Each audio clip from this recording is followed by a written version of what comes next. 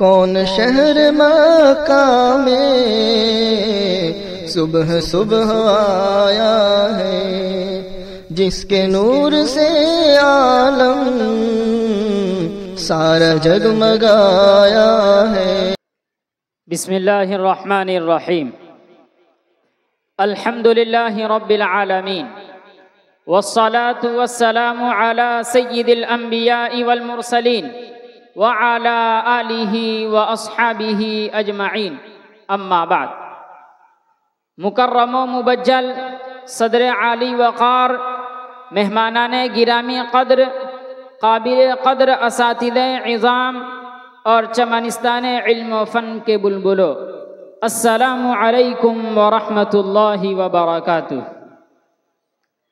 آج ہمیں بے انتہا خوشی ہے کہ ہم انجمن تربیت الطلباء کے 33ویں سالانہ جلسے میں شریک ہیں۔ محترم سامعین، کائنات میں انسان ہی وہ مخلوق ہے جس کو حیوان ناطق کہا گیا ہے۔ یہی صفت گویائی اس کی صفت ممیزہ ہے۔ نطق جب سلیقہ اظہار پاتا ہے تو تقریر، بیان یا خطاب کہلاتا ہے۔ دنیا کی ہر قوم میں خطیب ہوتے ہیں جو اہم موقع پر اپنی خطابت سے قوم کو بہادری، شجاعت، جرأت و ہمت پر ابھارتے ہیں، اصلاح فکر و عمل کی طرف راغب کرتے ہیں۔ تاریخ سے پتہ چلتا ہے کہ اسلام سے ماقبل مختلف علاقوں میں بڑے بڑے خطیب پیدا ہوئے ہیں جنہوں نے مذہبی مقامات سے لے کر میدان حرب و ضرب تک اپنی قوم کو جانبازی اور قربانی کے جذبات سے سرشار کیا ہے۔ اس امت میں بہت سارے خطیب گزرے ہیں جن کے پرسوز خطابت سے پرندے اور انسان اپنی جانوں سے ہاتھ دھو بیٹھے ہیں۔ پچھلے دور میں علماء دیوبند میں ایسے خطیب پیدا ہوئے ہیں کہ ان کے فن خطابت کا اعتراف اپنوں کے علاوہ دوسروں نے بھی کھلے الفاظ میں کیا ہے۔ خطابت اس کا نام ہے کہ آپ بہترین کلام کے ذریعے لوگوں کو متوجہ کریں، یعنی مزیدار کلام کو لوگوں کے سامنے پیش کر کے ان کو اپنی طرف متوجہ کر کے دنیا اور آخرت کی فائدے کی بات کریں۔ ارسطو نے اچھے خطیب کے کچھ اوصاف کا تذکرہ کیا ہے جو بہت زیادہ ہیں۔ ان میں سے بنیادی یہ ہے کہ خطیب اپنے بیان کو مدلل کر کے پیش کرے تاکہ عوام و خواص مطمئن ہو سکے۔ خطیب کے لیے یہ بھی ضروری ہے کہ وہ افہام و تفہیم کا ملکہ بھی رکھتا ہو۔ مضمون کو لپیٹتے ہوئے میں اپنی گفتگو کو آگے بڑھاتا ہوں کہ انہی اصولوں پر عبور پیدا کروانے کے لیے تقریباً تمام مدارس اور جامعات میں اردو انجمنوں کا ضرور قیام ہوتا ہے تاکہ اس کے سائے تلے ان اصولوں کی مشق کر سکے۔ انہی مقاصد کے پیش نظر ہمارے دارالعلوم مرکز اسلامی میں بھی شروع ہی سے اس کی طرف توجہ کی اور آج ہماری انجمن تربیت الطلباء 33واں سالانہ جلسہ منعقد کرنے کی سعادت حاصل کر رہی ہے۔ اللہ تعالی ہماری کاوشوں کو قبول فرمائے اور مزید ترقیات سے مالا مال فرمائے، آمین۔ مکرمی سامعین، ہر ہفتہ جمعرات کے روز بعد نماز عشاء دارالحدیث کی درسگاہوں میں انجمن کی مجالس کا انعقاد ہوتا رہا ہے جو 7 شعبات پر مشتمل ہوتا ہے۔ 2 اساتذہ کی نگرانی میں طلباء عظام مختلف عناوین سے اپنی کاوشیں پیش کرتے ہیں۔ امسال ہماری انجمن کی کل نشستیں 23 رہی ہے۔ محترم حضرات، اسلامی تاریخ گواہ ہے کہ مسلمانوں میں مطالعہ کی اہمیت سے دین و دنیا کی سربلندی اور ترقی نصیب ہوتی ہے۔ گویا مقرر کے لیے مواد کی فراہمی کے لیے اور مختلف عناوین دلائل سے پیش کرنے کے لیے کتب خانے کی ضرورت محسوس ہوئی جہاں طلباء آزادانہ طور پر اس سے استفادہ کر سکے۔ چنانچہ مدیر مکرم نے ایک لائبریری کا انتظام فرمایا جس میں فی الوقت 2223 کتابیں موجود ہیں۔ فللہ الحمد علی ذالک۔ اللہ کے فضل و کرم سے امسال 50 نئی کتابوں کا اضافہ ہوا ہے۔ اس کتب خانے میں مختلف اردو گجراتی رسائل بھی آتے ہیں جس سے طلباء استفادہ کرتے ہیں۔ انجمن کے کتب خانہ کو روزانہ بعد غدائیہ کھولا جاتا ہے اور ذمہ داران کتب خانے کی نگرانی میں طلبہ استفادہ کرتے ہیں۔ تقریر کی تیاری کے لیے ہر اتوار کے دن کتاب دی جاتی ہے۔ انجمن میں المفتاح، حرا کا پیغام، صوت القرآن، ندائے شاہی، اذان بلال، ندائے حرم، راہ عافیت، دارالعلوم، الشارق، البلاغ، بیان مصطفیٰ وغیرہ رسائل آتے ہیں۔ انجمن کے کتب خانے میں 7 الماری فی الحال موجود ہے۔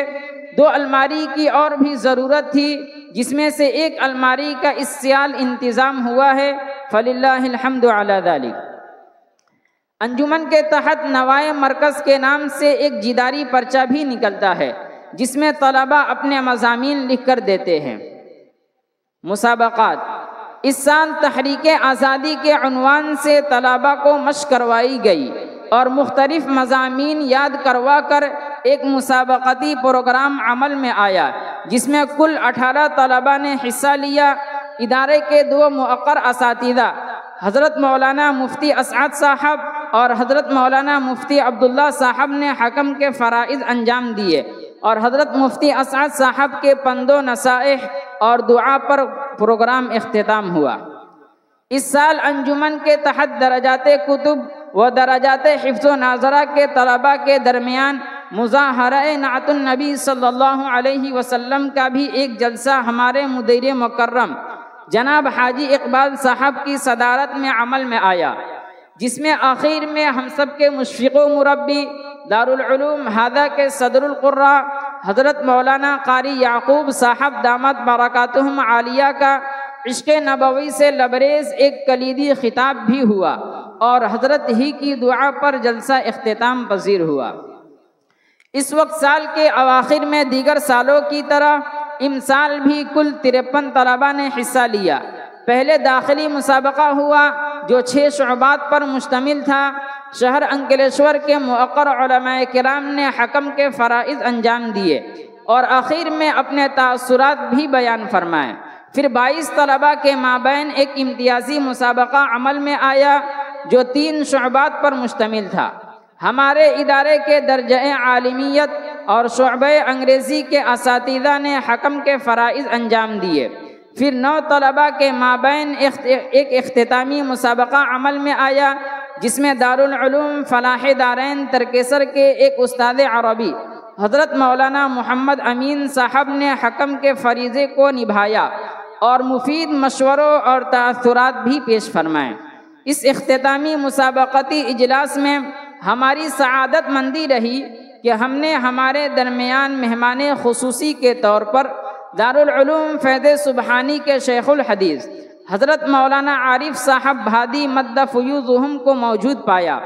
حضرت نے ہماری حقیر سی دعوت کو شرف قبولیت سے نوازا اور مفید کارآمد خطاب فرمایا۔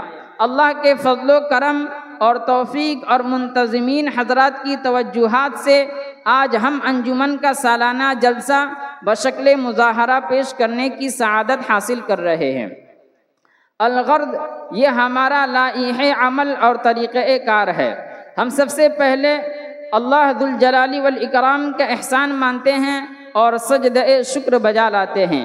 اسی ذات نے ہمیں ہمت دی، کام کا سلیقہ سکھلایا یا انجام دینے کی توفیق بخشی۔ مزید بارگاہ عزتی میں دعا کرتے ہیں کہ اللہ تعالیٰ قبولیت کے مہر سے بھی مالا مال فرمائے، آمین۔ محترم حضرات، بہت سے حضرات ہیں جنہوں نے طلبہ کی حوصلہ افزائی کے لیے گراں قدر انعامات سے نوازا ہے۔ میں اس موقع پر ان کے اسماء گرامی کا تذکرہ کرنا مناسب سمجھتا ہوں۔ ہمارے مدیر مکرم نے 10,000 روپے دیے جو حضرت والا کے ہاتھوں ہی تقسیم کروا دیا گیا۔